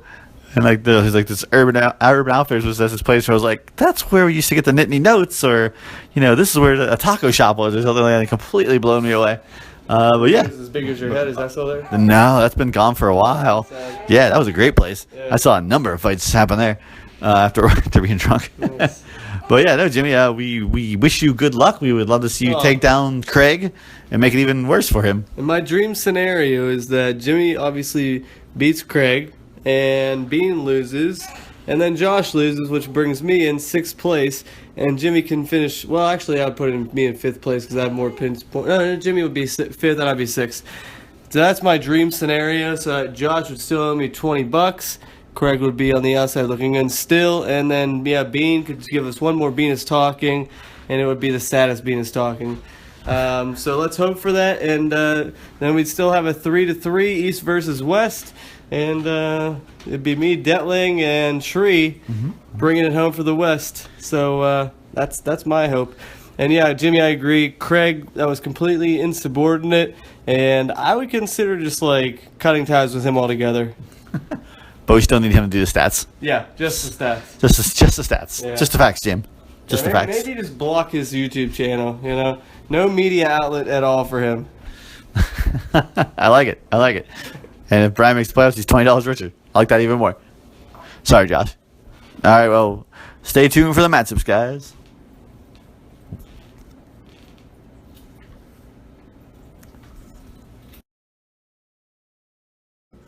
This week's matchups. Huh. The last week of the regular season. And the first matchup, we have a doozy. We've got Disco versus Cobra Brianna. Cobra Brianna, he knows if he wants to get in the playoffs, he has to win because I'm going to win too. So if he wins, he's in. If he loses, he's out. And I We don't think know if he wins, he's in. I think he's in 7th place. that's true. So he needs some stuff to fall his He way. needs a little bit of help. Yeah. But he's got a good chance. He's got a better chance than me. And we think that there's a very narrow path for the playoffs for Disco. Is that right? That is correct. Very, very narrow. He has to beat Josh, and he has to outscore Kevin Bean, I think by 41 points. And have him lose. Yeah, and also A bunch Justin of other lose. people lose and Yeah, he lose, exactly. yeah. Which, So- I mean, how crazy would that be if Disco made the playoffs? Anything is possible at this point. It is. All right, let's get into it. So let's go with quarterbacks. We got Brady going up against Andrew Luck. I'm going to have to give this one to Brady, but not by a lot. I'm going to give it to Luck because they're going against the Jets defense, and lately their defensive backs have been Swiss cheese. True. Plus, Brady doesn't have Gronk. Yeah, that's true. But Luck's a little banged up, and so is T.Y. Hilton. But we'll see what happens. It's true. I don't know the stats T.Y. Hilton at this moment. All right, we got DeAndre Hopkins versus Julian Edelman. I would say Hopkins. I think he did really well last week for his. That might be the best performance of his season. Is that right? Yeah, I think LA has a really good cornerback. He'll either be on Edelman or that Malcolm Mitchell guy. But I'm going to go Hopkins. I mean, he's a number 1 receiver, even though Oswald is like a number 32 quarterback. Yeah, I agree. I mean, Hopkins has really underperformed all year, so maybe he's going to turn it around this week. Green Bay's not all that, so I'm going to give it to Hopkins. Next, we got Michael Thomas versus Quincy Enunwa. Michael Thomas. Yeah, and Michael Thomas, great pickup, great guy. Yeah, Just great draft, great guy. from the classy. Ohio State University. So, I mean, he might be the rookie of the year, right? That's a tough Well, one. I don't rookie know. receiver of the year. I was going to say Ezekiel Elliott's Yeah. probably the rookie. All right, he's the rookie receiver of the year. Without. Yeah. But yeah, next year he might be the number 1 receiver for New Orleans. Brandon Cooks might be number 2. Right. All right. We got Tavon Austin going up against Stephon Diggs. Stephon Diggs already played. He's got about 14 points, and I think that's enough to hold off Tavon Austin personally. Yeah, I was going to say Stephon Diggs regardless. Yeah. I didn't know he was going to play or not, but yeah, if that matchup, I say Stephon Diggs.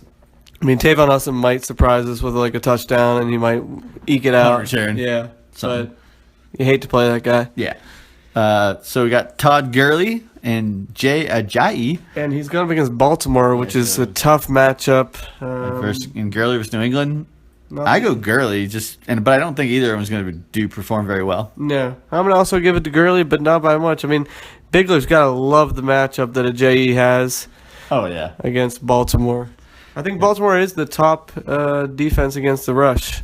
Oh, I mean, They're one of the top 2 or 3. I can't argue. I don't know. Yeah. Okay, we both agree. Yep. Next, we got LaShawn McCoy versus the Rolls Royce. Nice. And I would go with McCoy. Yeah. Not even close. No. I'm going to go McCoy as well. I still kind of wish he could be in the flex, but, he's not. Yeah, what are you going to do? Yeah. We got Kyle Rudolph versus Jared Cook. That's easy. I would go Rudolph either way. I'm actually going to give it to Cook. He's been actually getting a lot of targets. He's been catching a lot of balls. I'm going to give it to Jared Cook. Although, Jared Cook, I hate that guy. I hate him too. Everyone has owned him at one point in their year, and he's Multiple times. always let them down. So I'm going to go Jared Cook, but he's going to let me down. Most likely. All right, the flex, we got Theo Riddick versus Ebron. It's an interesting Detroit matchup here. They're both going against New Orleans. Theo Riddick has been banged up. I don't think he practiced a whole lot this week. I'm going to give it to Theo Riddick just because I think he's going to get more touches. All right, I'd have to agree with you there. I mean, if he does play, I think theoretically he would get more touches than Ebron and probably outscore him as well. And I thank you for letting me be the one that said theoretically. Yes, it's a beautiful thing. It doesn't get old. Yeah, as Bean went out of his way to not let me say it at the Thanksgiving podcast. I know. 'Cause Bean is a dick. That's how he rolls. Yeah, it's my line. I know. So Whose line is that anyways? All right. I like it. I You gotta go, Jack. gotta go Vinatieri. Military. Yeah. All right, and defense. Actually, there's no defense. Denver versus Jacksonville or Cincinnati versus Philly. You go Denver. All day. Yeah. So, Looking up and down these lineups, gotta give it to Disco, and it possibly won't even be close. I agree with you. I think Disco takes this pretty handily. I mean, I think that Brady is one of his strong points, but when you get further down his lineup, there's not a whole lot to look at. No. So, sorry, Josh. You might just be the man out on the outside looking in. Yeah. And I mean, and if you lose and I win, $20 coming my way. Can't wait. I'm sure Josh would love to pay that. I'd love to see Josh's face when he has to pay throw you I'm gonna $20. make him wait until we actually get to the draft. Nice. Well, you can't guarantee that Josh will show up to the draft. That's great. He probably won't. So whenever he comes to do an interview randomly. Okay. All right, this next matchup is Everybody Hurts Sometimes versus Possum Magic. Great intro. Thank you. I have with that one Italian opera guy, Kevin Bean? Kevin Benavaldi. Nice. So, yes. So let's just get right into it, Brian. Yeah. Quarterbacks: Carson Palmer versus Ben Roethlisberger. Gotta go. My Big Ben is my gut, but Palmer versus Washington, that could be a shootout. It could be. I'm counting on it being a shootout. I go Roethlisberger. Yeah, I think I'm going to go Roethlisberger as well. But they've been trying to really control games with the ground. Like, Le'Veon Bell's been getting a lot of rushing lately. Well, I mean, as he should. But Roethlisberger does play really well at home as compared to his away games. I'm going to give it to Palmer. You going to go Palmer? Yeah. Okay. I think he's going to have to try to keep up with Washington. Probably. I'm hoping. Well, they don't have Jordan Reed. God, I wish I had Larry Fitzgerald. I wish I had Larry Fitzgerald. Worst move of the year. Yeah, we all told you. After you hit that OK button. All right. All right. Kenny Britt versus the waiter, Pierre Garcon. I've got to give it to Kenny Britt because they're going against New England. I'm going to go Kenny Britt. God. Yeah, he gets a lot of looks. I gotta go Garcon. Okay. Because Peterson will probably be on Deshaun Jackson, I would say. Yeah, probably. Since Jordan Reed's not playing. So that's who I'm going with. All right. Devontae Parker versus Dante Moncrief. I'm going Dante Moncrief. And for some reason now I'm looking at this, the projections for Parker are 0. Yeah, so... Is he hurt? I don't know, but Jay, if you're listening... check that out because he might be hurt. But I was going to go Moncrief either way. Yeah. Yeah, because I'm Parker going against Baltimore. We could go real quick and say put in Crab. Oh, he's gonna put in Crabtree. Come on, Yeah, putting Crabtree it's like a or Will Fuller. Crabtree. Okay. It's like a cloak, like a magician thing, like a pretend, like it's all sleight of hand. Smoke and mirrors. Smoke and mirrors. 7 different shades of smoke. Brandon Marshall versus Cole Beasley. That is like David versus Goliath, but Yeah. obviously Goliath wins that one. Normally, like I say, I like the scrappy white receivers, but that- I gotta go with Brandon Marshall versus Indianapolis. Running backs: Devontae Freeman versus R. Kelly. R. Kelly stays in the closet. Freeman wins this. I don't know. They're both going against tough defenses. I still give it to Freeman. I agree with you. I'm giving it to Freeman as well. Yeah. That's interesting. Okay, Dougie Martin going up against Jeremy Hill. I go Doug Martin, man. Do you? Yeah, I think I don't know how San Yeah. Diego's defense is against Their the run. defense not bad, but I don't think it's great against the run, so I'll give it to Doug Martin as well. All right.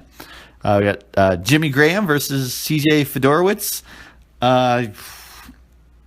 That's tough. I'm going to go Jimmy Graham. I agree. Fedorowicz is like, he's been average, but I think Jimmy Graham's like, he's going to get enough to pull that one out. We got Ingram versus Sproles in the flex. That's Ingram. Ingram, too, versus Detroit. Last week, Ingram, like, he went off. He did. He said, I don't have a concussion. Screw you guys. I know. Like, Timmy Hightower? Yeah. Psh. Love that he has him in the flex, so well played. And so we got kickers, Hauschka. Alshka. Defense, Green Bay versus Houston or Minnesota versus Dallas. Even though we already know Minnesota score, I'm going with Green Bay. I think I'm going to stick with Minnesota. I don't think Green Bay gets enough. No? Yeah, I think Minnesota, like, they probably got like 20 to 25 there, actual points, so I'm going to give it to Minnesota. All right. And what's your view on the overall? Overall, I think Jay wins. I think Possum Magic's slide continues. They're going to fall to 7-6, so I don't know if they're going to fall any further, but yeah, I think they're going to slide into the playoffs. They're going to back into the playoffs, and everybody hurts, bumps up to 5-8, given a chance to get rid of that Phillip Rivers jersey. Well, I agree with you. I think everybody Earth is going to win, and I don't know if is this my one question for you, Ryan. Is this a picture of Michael Stipe or Jay at his younger years in Lock Haven? Michael Stipe. Michael Stipe, are you Really sure? funny. I'm positive. That's really funny. Okay, well, everybody hurts for the win. Next matchup, we have Dumb Spyro Sparrow, I think, versus Darkwing Jut. Did I get that name correct? I'm pretty sure. I'm just glad that you attempted it, as opposed to Craig Kubisic, Yeah. who who doesn't take the time to do the research to learn the correct pronunciation and just calls me the squasher now. Oh, wow. He's like, the squasher. That's not fair, Craig. I have to admit, you caught us all off guard completely, like, with the name change. Like, did you change it, like, minutes before you walked into the bar? To Rizzo's before the interview? I don't... I changed that at my house before I left. Okay, so it was very shortly before you showed up. Yes, because I knew I was thinking about team names anyway, but I said if I don't do it and I get there, Oh, yeah. I'll get like it'll just everybody just pick on me. And you took the air right out of Jut's balloon. I did. He was just like, "What? He was I so didn't- excited. I didn't know." Yeah, so Yeah, I no was, one knew. It's very hard to do that. And no one knew how ridiculous the name would be either. I mean, It's not ridiculous. it is ridiculous. It's Like, very historically known down in the South. from who? Like, South Carolina. okay. Would your sister know about it? Maybe she's in North Carolina though. I know. Would Vince know about it? Also North North Carolina. Carolina. But still, it's close. Maybe Vince doesn't even know anything about football, so That's true.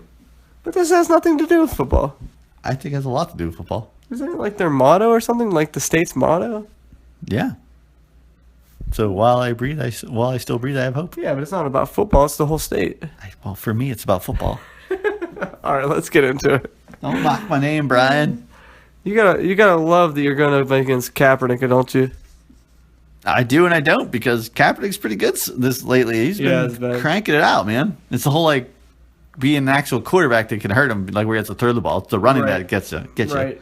And man, do you remember when he first started in the league? Like he looked unstoppable.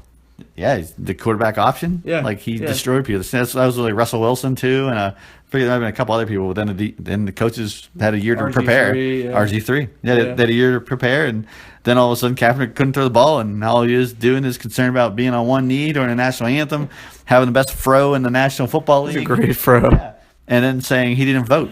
Did he say that? Yeah, he did not vote for the president. Yeah. So good job, sir. saying America doesn't do this, about racism, but I didn't vote to change it. Well, I don't think you're going to change it by voting for Hillary or Trump, but Yeah, but when you stand on a pedestal and use that as like your motto, and you don't vote for the change, could have done it right in. it doesn't matter. Yeah, the fact that you didn't vote is what you're not helping your situation at all. So I take it you're not going for Kaepernick this week. No, I'm going for the All-American Kirk Cousins I will as well, but not for that reason. because he's a dang good quarterback. He is, but I He's think playing for that contract, and that's why I kept him. it's going to be a lot closer than anyone thinks. He's not going to get 80 points. He'll probably get 45. 45 sounds reasonable. I mean, he's going against Arizona, so All right, what about Jordy versus Mike Wallace? there you go, Jordy. Yeah, you have to go Jordy. Semi-fast Willie Snead going up against Michael Floyd, sorry. Malcolm, did you say Malcolm? Yeah, I did. Everybody. Michael Floyd. I'm gonna go Willie Snead. Me too. Michael Floyd was one of the biggest busts of the year. Sexy Amari Cooper versus Tyler Lockett. Gotta go Cooper, man. Sexy Mark. Yeah, absolutely. I have to make a little side note story. You'll appreciate this. My friend Mike Collenbach from Somerset, his kid, he's about 8 years old. He was talking about all the receivers he loves. He's like, I love Antonio Brown. I love Des Bryant. I love Beckham Jr. And he's like, I also love Tyler Lockett. And I'm just like, which one of these doesn't belong? Right. Like, how did Tyler Lockett make it to his number 4 receiver? I don't know. But it's ridiculous. That is crazy. Yeah. I really thought you were gonna say Amari Cooper. No, I that would have been more appropriate. Like, how did Tyler Lockett make it on his radar? Oh man. All right, we got Jonathan Stewart versus Paul Perkins. I'm gonna go Jonathan Stewart, but not by much. You know what? I have to actually take something back. I said Jonathan Stewart was one of the worst picks of the draft, and clearly he has proven that wrong. He's actually performed pretty well. He has, and he's got a great playoff matchup actually. Yeah, so I gotta go Stewart. All right, Dixon versus Gillislee.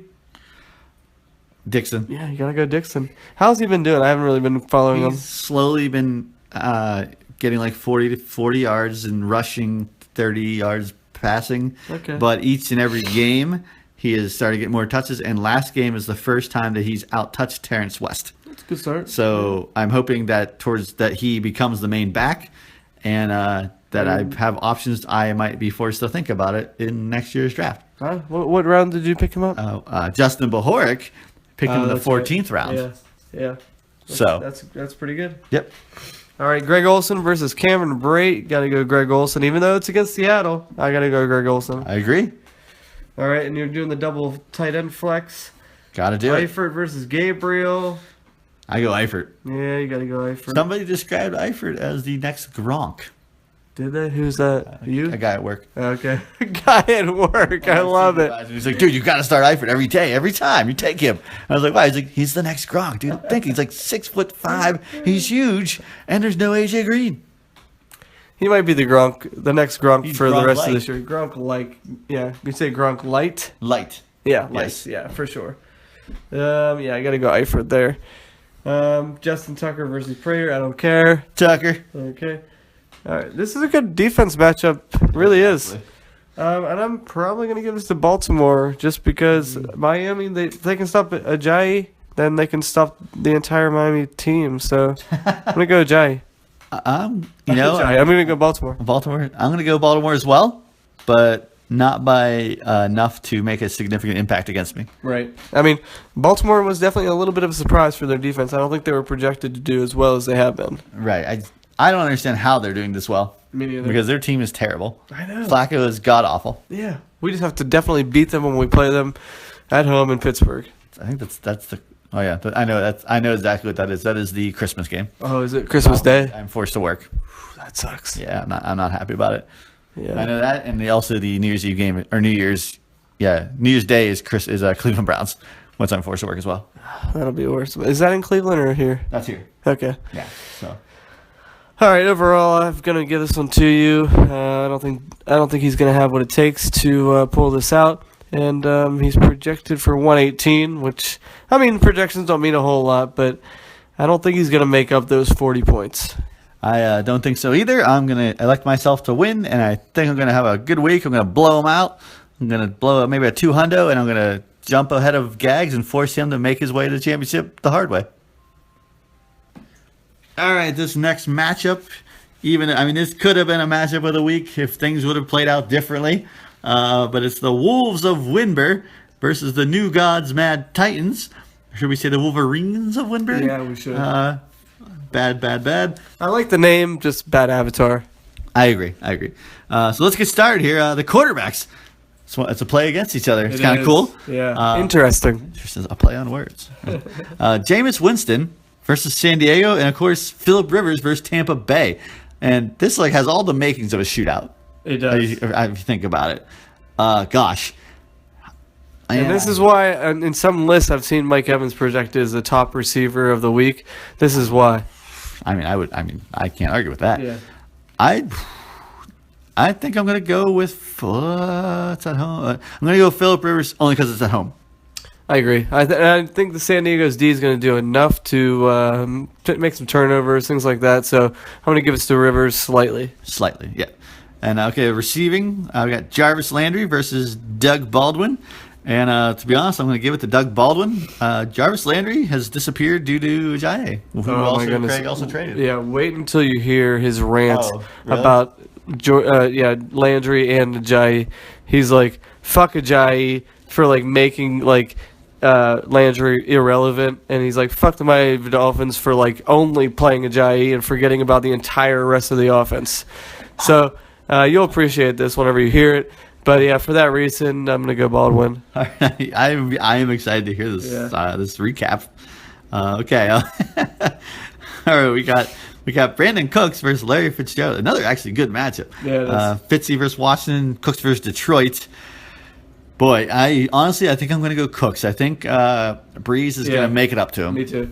I'm going to give it to Cooks. Fitzgerald's going to get his. Yeah. But I think Cooks is going to get a couple of long touchdowns, and I think he's going to actually get some decent, yardage. I also think that I think Josh Norman will play Fitzy a lot. Try to disrupt him. But we'll see. I can't name any Detroit defensive backs. But then again, Cooks might get a 0. I'm sure Craig went off about that one too. That was rough. That was rough. I had him in another league. That was rough. All right, next one we got Randall Cobb versus Mohamed Sanu, and I'm gonna go Sanu. Yeah, I don't know. I can't. I gotta go Cobb. Cobb. All right. Well, that's good that we disagree every once in a while. Yeah. All right. LeGarrette Blount versus Melvin Gordon, and Melvin Gordon all day. All day. It's crazy that we all made fun of him. Yeah. And now he's projected as 1906. Yeah. Wow. It's funny how things change. I like this. Spencer Ware, not in the flex, versus Rex Burkhead. I don't know much about Burkhead, do you? I do, because I looked as soon as Bernard went down. I was like, well, who could even back up? Right. And I saw this guy Burkhead. I was like, I'm not taking this guy. He's this white. He's like a white fullback. Wow. So it's not. But he did get touches. But you go Spencer Ware. So he might get some goal line touches, possibly. He might. Well, He's yeah. kind of like a stocky guy. Yeah. So he might get him. You never know. Spencer Ware. Yeah, Spencer Ware, but I feel like he's more of a receiving at this moment. But well, next we have Jordan Reed versus Antonio Gates. Of course, Jordan Reed is not playing. I'm sure that Craig will substitute his tight end, Dennis Pitta versus Miami. He's actually probably good. That's all he has. Pitiful. Nice. That's a Brianism. Well, I would still go Antonio Gates versus Tampa Bay. Isn't he close to some touchdown record? Probably. He's I forget what it is, but yeah, he's really close to some record. I'm sure Craig's this record, blah, blah, blah. But I'm going to go Gates as well, and he can cement my bet with Tree because he's going to get more than Hunter Henry. Yeah. That's a good bet. Yeah.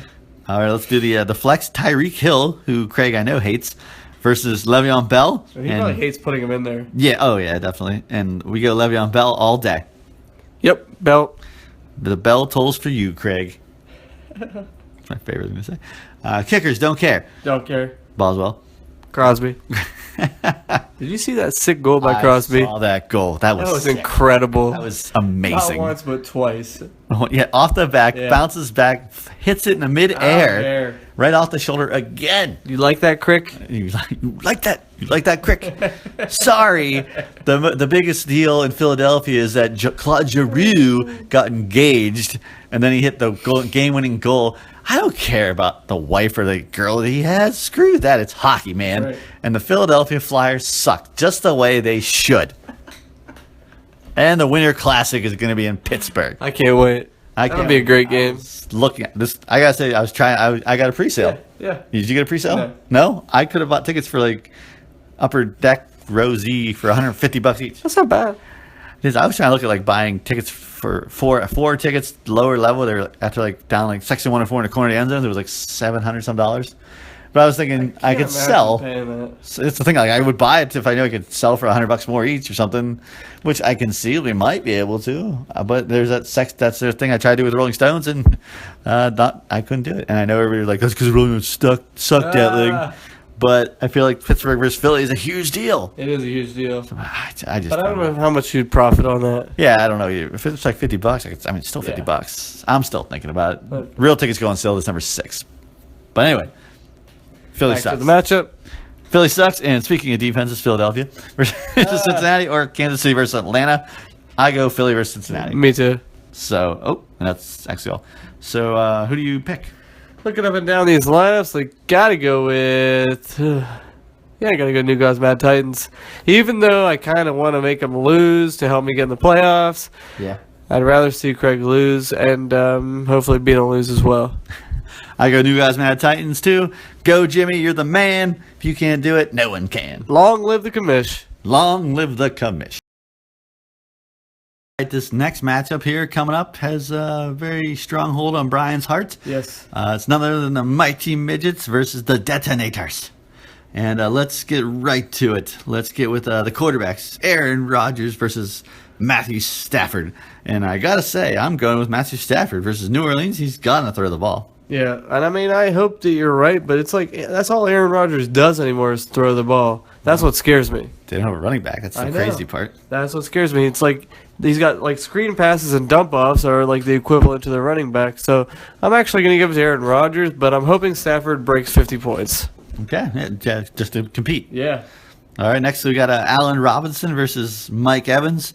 And, of course, you got to go Mike Evans. Dude, Bean has convinced me. You've convinced me. After me denying it, I honestly think Mike Evans is the best fantasy wide receiver of the year. Of the year? Yeah, Yeah. like I mean, I don't know if it'll be that next year because the whole like him not having running backs the whole year might have played it. But I've helped. yeah, but I mean, he is. I watched him that one game where he had like 13 catches before he got like drilled. He caught that ball and got like, gosh, dude, Oh my he was goodness. sick. Yeah. I honestly thought that was a better one-handed catch than Odell Beckham Jr. To be true, he had that hit too. That Crust still held the ball. That was an incredible like. That was the moment for me. Yeah. You know, like when somebody says the moment I made it, I knew I made it in the big leagues. Right, If I was him, right. that would be it. Right. I completely agree. And like I honestly didn't think he'd break out quite this much, but I think he's going to be going first round no doubt next year. So Mike Evans. All right, next we got Des Bryant versus T.Y. Hilton. I don't know the injury report on T.Y. Hilton. He's Brown. supposed to play. He hasn't practiced much this week, but they're projecting him to play. You know, so if he's somewhat healthy and he plays, New York Jets, they don't have a great secondary right now. So I'm gonna give it to Ty, but not by much. I think he's gonna basically get like 20 points. Okay. For me personally, I think I'm going to go with Des Bryant. T.Y. Hilton is going to be on Revis Island, even though that's like not even an island anymore. But I was going to go with Des either way. Okay. So, and I know that we have his points up here as well, which he did pretty well. And he wouldn't have done it if it wasn't for whoever. My receiver coughing up the ball in the punt return. Oh, really? He caught like an 8-yard touchdown pass. So that jacked it up for him. All right, now next we got Anquan Bolden versus none other than Jameson Crowder. Got to go with the Crowder. I'm going to give it to Crowder as well, but Bolden's been more reliable than Marvin Jones, and it's like it pains me to put him in there, but I'm going to have to.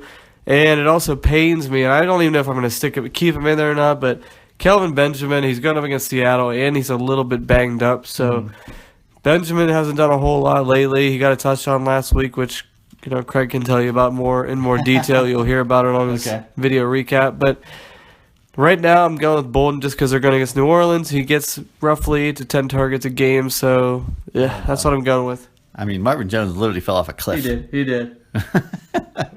Crazy. I couldn't have done worse. No. All All right, next we got Carlos Hyde versus Jordan Howard.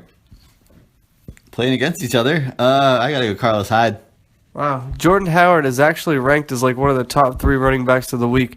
Is it? They said that San Francisco has given up a rushing touchdown to, I forget, like something like 12 different running backs this year, and they've given up like so many different 100-yard games to running backs.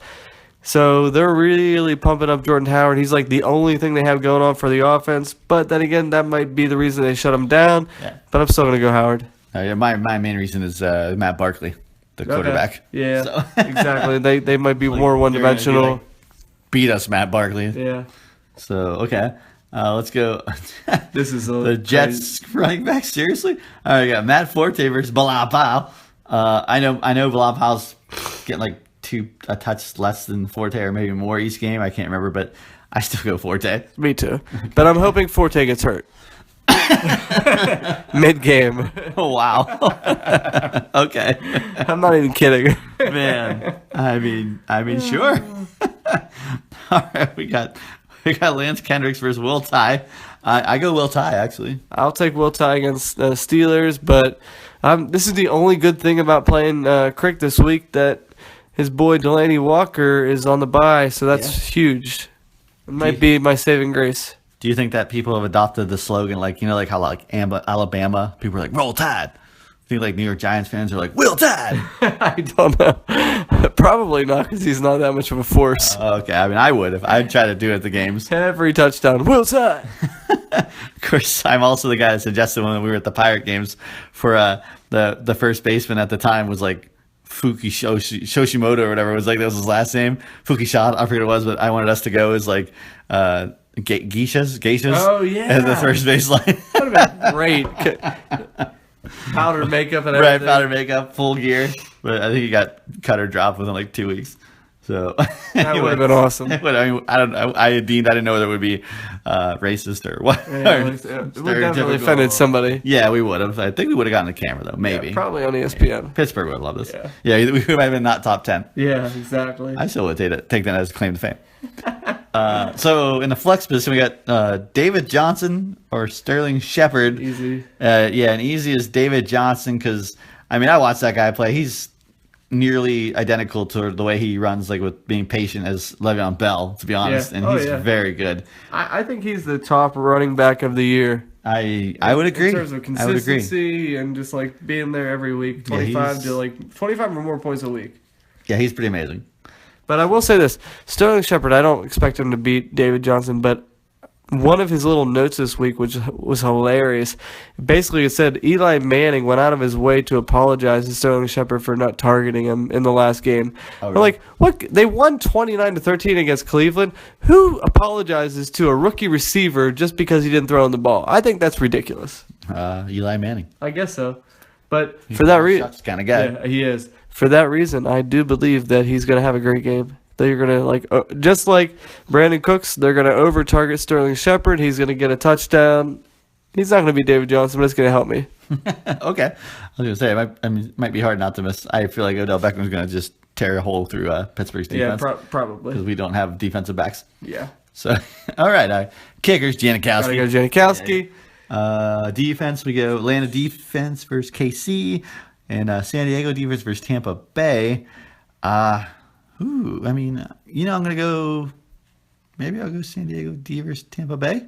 Yeah, I'm going to go San Diego. I'm not crazy about playing against Mike Evans, but I'm just hoping they maybe get a touchdown return or, interception return, something like that. Right. And, yeah, I think KC can hold off Atlanta. So, overall, what do you think? It's actually a pretty good matchup. It is. I'm praying you win. Yeah, of course, because you want that bye. Right, yeah. Well, even if he drops, he's got a 100-point lead on both Gags and I. Okay. So it doesn't really matter. But I think it all depends on Rodgers, like you said, with that whole 50-point, just throwing it. So Houston's a decent D. They are. I'm going to give it to Jimmy. I hate to do it to you. That's all right. I do. 1 point. Yeah. I still don't know exactly what I'm going to do with Anquan Bolden and Kelvin Benjamin, but I think Sterling Shepard is going to be my dark horse. I think he's going to pull it through, and I think Mike Evans is going to be Mike Evans. He's going to get me over 20 points, and I think I'm going to squeak it out. I'm hoping. That's all I can do. You know what would be the worst is if Josh loses and Bean loses and I lose as well. That would be the worst, just because it's like it was there. The table was set, and I just couldn't win my game. That's true. Yeah, so it could happen. It would also be nice to have both podcasters in the playoffs. Oh, that would be good. That would be really good. All right, let's go on to the matchup of the week. And the matchup of the week, we've got From Gags to Riches, currently in second place, going up against Dub C Hooligans. Yes, we are doing this for Gags because he cried last week. He didn't agree with the match of the week, so he better like this one. We're hoping, well, I'm hoping that he completely demolishes the Dub C Hooligans, as he is currently projected to do, to pave the way for me to make it into the 6th seed. Let's start it off with the quarterback. We've got Dalton going up against Breeze. He's not playing Cam against Seattle. What do you think? Wow. Well, first of all, I am not hoping that he demolishes Kevin. I'm hoping Kevin squeaks out a win somehow. I go with Drew Brees, obviously. Andy Dalton, Ginger. They paid $20 million for this guy. He hasn't won a playoff game. Yeah, Ridiculous. that's a really good point. Yeah, Drew Brees all day. We got Golden Tate. He is the golden boy for Matt Stafford going against AB. Gold, pony boy, stay gold. I really am excited about this Steeler-Giants game. AB versus Beckham Jr. I am too. I'm taking a personal day. I'm calling off. Nice. I give this to Antonio Brown over Golden Tate. What? Are you crazy? Over Golden Tate. Yeah, Antonio Brown. Yeah. Sorry. Julio Jones versus Steve Smith Sr. It's crazy that he has those two receivers on the same team. Julio Jones. Yeah, same. All right, we got Demaryius Thomas versus Emmanuel Sanders. I was going to say Ernie. Ernie Sanders. We got this is an interesting matchup. I'm going to give that to Sanders. I'm going to go Sanders too. And actually this week, who knows what the hell's going to happen because Paxton Lynch is starting. Oh, is that right? Yeah. Yep. So I don't know. I would think that they might go for more of Sanders, like more in the slot. Well, actually, no, I do give this to Emmanuel Sanders because despite Jacksonville being told that they don't have a great defense, their cornerback, I forget his name, is from Florida State. He's a rookie, but when he going against like all like number one receivers, he has done a hell of a job this year. He's been pretty much a shutdown cornerback. Wow. So I would definitely go with Emmanuel Sanders, no matter who the quarterback is. All right, so Sanders it is. All right, Eazy-E versus Lamar Miller. Eazy-E, I think, actually only got, like 14 points there or something like that. Yeah, Minnesota he didn't get $100. I mean, 100. He didn't get 100 yards. He got more than $100. Yeah. Lamar going against Green Bay. I still go easy. Yeah, likewise. I hate Easy. that guy. Who? Easy. Oh, yeah. Every time he gets up, he does that, feed me, feed the beast or something. Whatever, shut up. Hated him. I hated him in college too, so that's the whole thing, like, because he's from Ohio State. Just pissing off Bigler, just pissing off Bean. Right. Well, no, Bigler knows. He was a freaking force in college, and he just ran all over Penn State, so, I don't like him. Fair enough. Okay, Gore versus Booker. I'm going to go Booker on this one against Jacksonville. I definitely go Booker as well. I think the Jets actually do have a good running defense, yeah. All right, Kelsey versus Green. I like that play by Dub C with Ladarius Green, although maybe he'll change it now that Gronk is out, and he has Bennett still, who's been bumped to a 9.64. But I still go Kelsey. I would go Kelsey either way, but I probably would switch it out for Bennett, because Bennett could probably get 2 touchdowns. Yeah. Definitely. Green, does he have 1 touchdown yet? I don't even know. No, he does not. He's pretty much, he's got like 3 catches per game so far. I would say he's still kind of green for the Steelers. Oh boy. I really don't think that he's going to, he might get lucky with a touchdown, but I wouldn't count on more than like 12 points. Yeah, I wouldn't do it either. Yeah. Kelsey's a beast. Oh yeah. So in the flex we got Timmy Hightower versus Devontae Adams. Gotta go Devontae Adams. I'm going Timmy Hightower actually. Are you? Yeah, versus Detroit. I'm going Hightower all the way. I think it's going to be a shootout. It will be a shootout. But I think that Mark Ingram's going to benefit from that. Oh, okay, maybe. It's possible. Yeah. But I think Devontae Adams is going to just do it just to rub it in Craig's face. True. Yeah. I hate that he has Devontae. I hate a lot of things about Gags. But kickers. Don't care. Gostkowski. Defense, New Orleans versus Detroit, and New England Gotta versus go. LA. Gotta go New England. Yeah, you go New England versus LA. They're hard going to- to week early. Who knows? Maybe Bean will surprise us and New Orleans will have a couple turnovers or something. I don't know. Does he have anybody else? No. For what? For Defense. Why is he not playing Arizona? I know they're playing Washington, but still. I would still play Arizona. yeah. I mean, Especially he with might. Jordan Reed out too. Yeah. He might be making a Craig Kubisik mistake. A Kubisik mistake. Ooh. Not playing KC. Yeah. He has Jordan Matthews on the bench, but he has like a possible ankle problem. Yeah. But if he could play, he could potentially. He could be. Yeah, they're all pretty. Yeah, like we were saying here, Bean has a lot of second-rate receivers. Oh yeah. Not like Antonio Brown or Julio Jones or Demaryius Thomas. Golden Tate, Steve Smith Sr. Yeah, yeah, not quite the same caliber. Yeah, and Bean When knows that. when Emmanuel Sanders is your top receiver, Yeah, it's not the greatest thing. yeah, it's pretty bad. So without further ado, who do you think's gonna win, Brian? I think Gags by landslide, and not just because I need Dub C to lose to help me get in. I just think that he's got Breeze, which is great, and he's got Arizona D, which he should put in if I were him, because those are like his corner pieces that might get him a lot of big points. Even if you are playing Washington, that's what I would do. But you know what? He's got a better record than me, so right now, so maybe he knows what he's doing. Even though Gags is playing Dalton, I still give this to Gags by quite a bit. I would agree. One question is landslide. Isn't that a Stevie Nicks song? Yes, it is. Yes, it is. Yeah, Fleetwood Mac. So Yeah. when I'm thinking of Gags or Riches, I'm going to be thinking about Stevie Nicks. Fleetwood Mac, that song playing is like when he's Sure. in the playoffs. It's going Yeah. to be kind of weird for me. Yes, I think Gags is going to win. I just hope that some of his team falters and he gets like 130. Are you wishing injury upon him? Always. Ah. Always wishing injury Love it. upon him. Injuries are part of the game, and that right. Gags just has not had the pleasure of that. Really, I think Pleasure. he has not had it in all of like his career with us. He has not even had a quarter of what I went through last year. True. So yeah, I'm always wishing. So I do think he's going to beat Dub C, and I feel bad for Kevin. I know he had a great job until he went up against the 1, 2, 3 teams the last 3 weeks. Right, the last 3 weeks. So, but this might be the first year in 4 that he will actually have to pay. You'll have to open that wallet and The pay. wallet. Yeah, so that might be funny too. Yeah. I mean, hopefully his wife will let him pay, to pay to play. She's pretty cool. She Okay. will. Not Yeah. like the other wife. Good.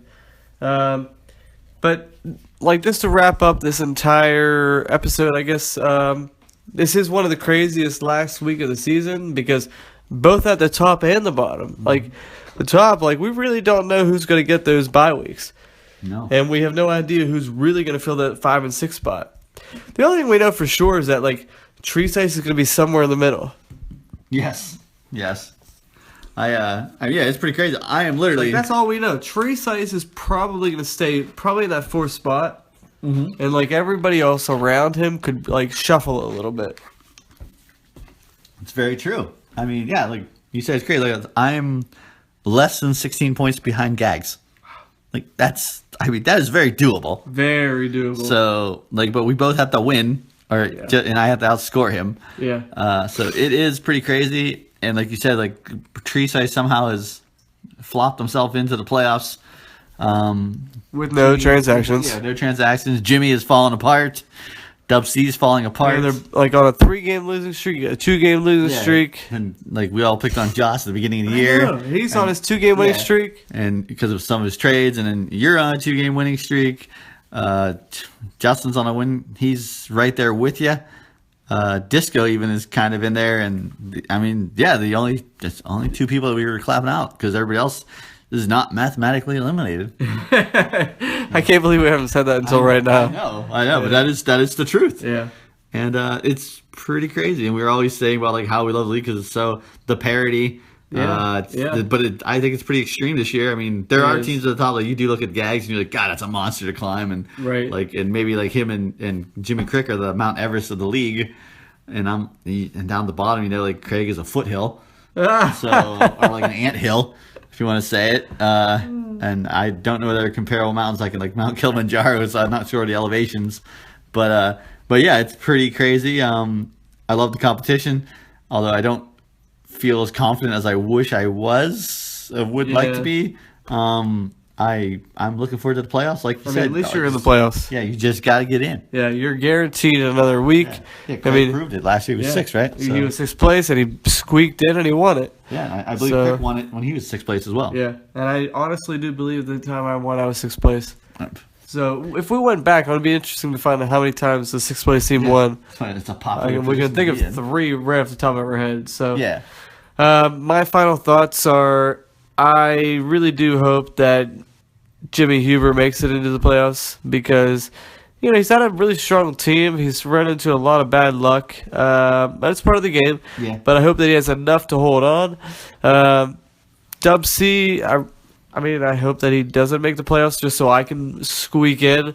And the last hope is that Craig gets the Phillip Rivers jersey. I think that would just be poetic justice.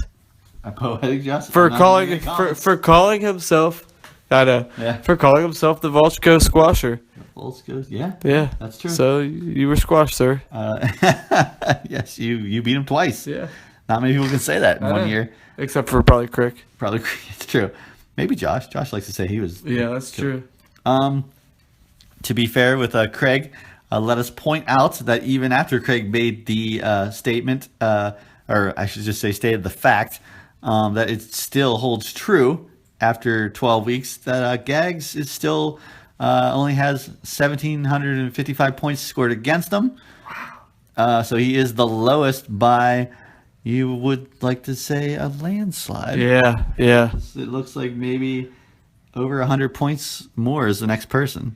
So, Craig definitely has some truth to it. Yeah, he's got a valid point there. I know he said he would be 11-0 if he had Gag's schedule. Yep. But you know what? It's just the way the cookie crumbled this year. And it doesn't really matter when you get in the playoffs. It's basically you start from scratch, and one and you're done. It's true. And also another fun fact with numbers is currently Craig is 11th place, which was also the number of shuffles. So for the amount of Did times, you just realize that? That's awesome. I did. For the amount of times that Craig has said, fuck you, Detling. Yeah. Fuck you, Kabisic. I think he actually did say "fuck you" in the last recap to you. I think he Okay. did. All right, well, right back at you, kid. That is poetic. Mm-hmm. Yeah. But I still would rather see him finish 12th, personally. I would too, honestly. Yeah. I just think to see him wearing that jersey on draft day, because he is a man of principle, he's a man of his word. He would wear it. He wouldn't like it, but he would wear it. He would also, I think, at this moment we were to do judge calls. He would have the Washington Redskins pin as well. Not pen. Do you think so? Well, he just told the entire that's NFL to true. fuck off and all of us That's to true. fuck off. So Yeah. I think he's earned it for the second year in a row because I didn't choose him. Yeah. You need to go back and watch that this weekend. I will. This I might weekend. try when I go home before I go to. Well, I'm in my bed to listen to it. Yeah. Well, I probably won't upload this till Saturday morning Oh, okay. / early afternoon.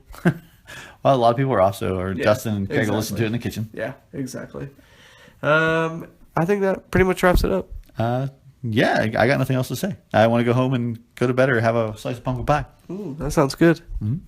I just want to go to bed. Well, Brian, are you ready? I am ready, Delling. Good.